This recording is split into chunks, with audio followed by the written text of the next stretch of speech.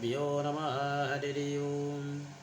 ॐ शुक्लाम्बरधरं विष्णुं शशिवर्णं चतुर्भुजं प्रसन्नवदनं ध्याये सर्वविघ्नोपशान्तये। अगजाननपद्मार्गं गजाननमानुषमनेकदन्तं भक्तानाम् एकदन्तमुपास्महे। ॐ नारायणं नमस्कृत्य नरं चैव नरोत्तमं देवीं सरस्वतीं व्यासं ततो जयमुदीरयते। सभाभ्यां सभापतिभ्यश्च वो नमो नमः। ఈరోజు శ్రీ స్కంద పురాణం అంతర్గతంగా రెండోదైన వైష్ణవ కాండం నుండి పురుషోత్తమ క్షేత్ర మహాత్యం 15వ భాగం 22వ అధ్యాయానికి స్వాగతం. జైమిని మహర్షి ఇట్లా చెప్పును.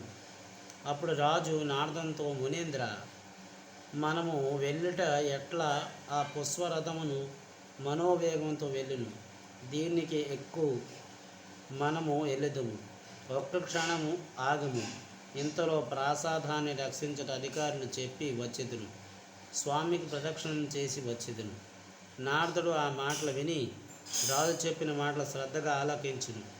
రాజును చెయ్యి పట్టుకుని మహానది వద్దకి వెళ్ళి బలరామునితో సుభద్రతో కూడి ఉన్న కృష్ణునికి మరలా నమస్కరించుచు బ్రహ్మలోకమునకు వెళ్ళుటకు అనుజ్ఞాను కోరును. ఇంద్రదుమ్యుడు కూడా మనోవాక్యముల చేత స్వామికి నమస్కరించి ప్రదక్షిణం చేసి సాష్టాంగ నమస్కారం చే బ్రహ్మలోకం వెళ్ళుటకై చేతులు జోడించి ప్రార్థించును. పిమ్మట ఇంద్రదుమ్యుడు నారదుడు దివ్య విమానం యొక్క ప్రయాణం మొదలుపెట్టును.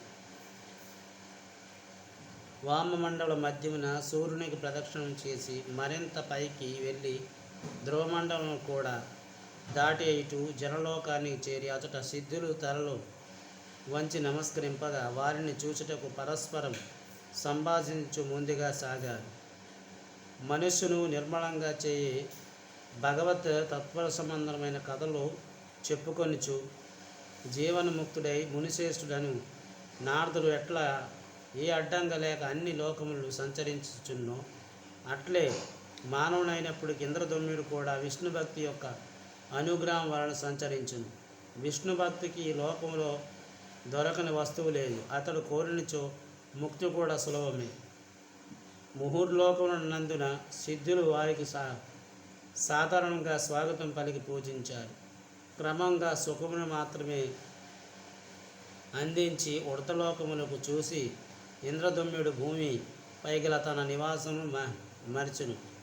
కానీ మరుక్షణమైన అద్వైతమునందున అభిలాష లేనివాడై పురుష సంబంధమైన విషయములను తన స్వామి ప్రీతి కలిగించటకై కర్మభూమి అందున నిర్మించిన ప్రాసాదను గురించి చింతింపజాగును. నేను బ్రహ్మలోకమునకు వచ్చుటకు ఆ ప్రసాదం పూర్తి అగును కదా. నా శత్రువులు దానిపై దాటి చేయుదురు. వేతములపై పని చేయుచున్న శిల్ప సమూహములకు పనిని నెమ్మదిగా చేయుదురు. నేను అచటకు వేగంగా పూర్తి చేయాలి. బ్రహ్మ వద్దకు వెళ్ళి అతను తీసుకుని తిరిగి వచ్చేసరికి ప్రసాదం ఇంకా పూర్తి కాక ఉండును. పై లోకములకు వెళ్ళిన వారు ఇక తిరిగి రారు అని నమ్మకంతో నా యొక్క సామాన్తో దుష్టబుద్ధి కలవారై నా రాజ్యంను ఆక్రమించుతారేమో అని చింతించున్న రాజుతో భూత భవిష్యత్ తెలిసిన నారదుడు ఎట్లా పలికును. ఏమి అనగా, ఓ రాజేంద్ర, ఎలా నువ్వు ఎట్లా దీనముగా చింతించుచుంటివి? మనం వచ్చిన ప్రదేశం ఇటువంటి విచారం పనికిరాదు. అతులు కానీ వ్యాధులు కానీ ఇచ్చట కలగవు. ముసలితనం మృత్యువు సంభవించదు. ఇక ఎలా దుఃఖిస్తున్నావు? నీవు నిజంగా ధన్యుడు. మానవ శరీరం బ్రహ్మలో లోకముకు వచ్చిచుండును. సాక్షాత్ విష్ణువుకు దర్శింపగలిగితివి. ఏయమైన సంసారం గురించి ఇచ్చటని విచారింపకూడదు అని నారదుడు పలకగా ఇంద్రదుమ్యుడు ఎట్లా పలుకును. స్వామి, నేను రాజ్యముని గురించి నా బంధువుల గురించి విచారించట్లేదు.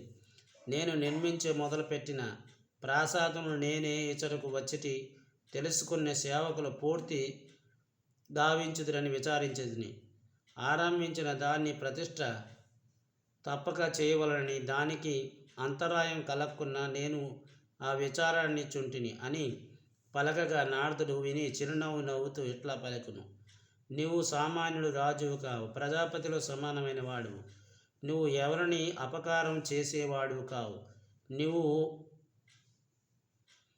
వనరించిన పని సృష్టి స్థితి లయమునకు మూలమైన స్వామినికి ప్రీతి కలిగించినందుని ఈ ప్రతాపాన్ని యశస్విని నీవే బ్రహ్మలోకాన్ని పొందితివు. ముల్లోకులందు సూర్యచంద్రులు ఇంపగలవు. నీవు ఎవరు సాక్షాత్ బ్రహ్మే సాయం చేయుచుండునో అటువంటి కార్యము ఎందున విఘ్నం కలగను ఎలా విచారిస్తున్నావు? ముల్లోకాధిపతి అయిన ఇంద్రుడు నీ సదస్సు మధ్య విచ్చేసి ఉండగా నీ శత్రువునికి నీపై దాడి చేసే సాహసం ఎట్లా కలుగును? విశ్వసించు. జగన్నాథుని అనుగ్రహం గలవారికి హాని చేయుటకు ఎవరు మనసులో కూడా తలచుటకు సాహసించరు కనుక నీకు సందేహం వలదు. కోటి చంద్రుల కాంతితో వెలుగుతున్న చుట్టూ ఆహ్లాదమునుగా కలిగించుచున్న కోటి పాలసముద్రం వలె తేజస్సు కలిగినది బ్రహ్మకు స్థానం. ఈ విధంగా మాట్లాడుకొనుచు వారి బ్రహ్మలోకమునకు సమీపంగా వెళ్ళారు. చాలా దూరం నుండి బ్రహ్మ ఋషులు చదువుచున్న చక్కని పదములు గల స్పష్టమైన వర్ణములు కలిగిన క్రమంగా స్వరం కలిగిన వేదాధ్యాయములు వినిపించుచుండును. ఇతిహాసములు, పురాణములు, ఛందస్సులు, కల్పము, కథలు అన్నీ కూడా కలుపుగా కాక చక్కగా వినిపించుచుండును. అదే బ్రహ్మకు స్థానమని ఎరుగును. లోకములకు పితామహుడైన బ్రహ్మఋషులతో కలిసి సుఖంగా కూర్చొని ఉన్నాడు. బ్రహ్మ సవ విధంగా చైతన్యం చిత్తవరణలో జీవన వ్యక్తం గల బ్రహ్మను ఉపాసించుచుండును. ఇచ్చటకు వచ్చిన వారిలో సంసార సాగమునందుల కష్టములుండవు. సత్ అనేది బ్రహ్మకు పేరు. ఇది బ్రహ్మ ఉండే స్థలం సత్యలోకం. దీనికి పేరు. ఈ లోకం కంటే పైగా ఏమీ లేదు. దీనికి కొద్దిగా పైభాగం బ్రహ్మాండ కపాలం కింద వైకుంఠ లోకం కలదని అచ్చట ముక్తి పొందిన వారు నివాసించుదురు. ఎవరు యోగ్యులు? ఈశ్వరుడు. యోగులు ఎల్లప్పుడూ చింతించేవాడగు జనార్దను చైతన్య శరీరం చక్కని ఆనందం నిలయమై ఉండును. ఎవరిని చేరిన వారు తిరిగి మృత్యువు సంసారం బరిలో పడరో, ఎవరు బ్రహ్మ కూడా జీవనముక్తితో కలిసి ఆ ముక్తి కొరకై ప్రార్థించునో, తనే కల్పించిన హరి ఆయుష్ పూర్తి అయిన పిమ్మట ఏ స్వామిని చేరి నువ్వు అట్టి విష్ణువు సర్వలోకమును కర్త. మత్స్యం, కూర్మం మొదలైన రూపములు ధరించి లోకమును కాపాడేవాడు. రుద్రుని రూపంలో సంహరింప వాడు స్వామి. ఈ విధంగా ఇంద్రదమ్యునితో నారదుడు మాట్లాడుచు సత్యలోకను చేరును. ఒక్క క్షణం వారు సభాద్వారం వద్దకు వచ్చును. అచట ఇంద్రాది దిక్పాలకులు నిలిచి ఉండును. మన్మాంతరములకు అధిపతి అగును వారు చిరకాలము ధ్యానమగ్నులై ఉండారు. ద్వారం వద్దనే వారు లోనికి ప్రవేశించుటకు నిషేధింపబడిచే వారు అచటనే నిలిచారు. ఇంద్రదమ్యునితో నారదుడు వచ్చుట చూసి ద్వారపాలకుడు వినయంగా మెడ వంచి నమస్కరించును.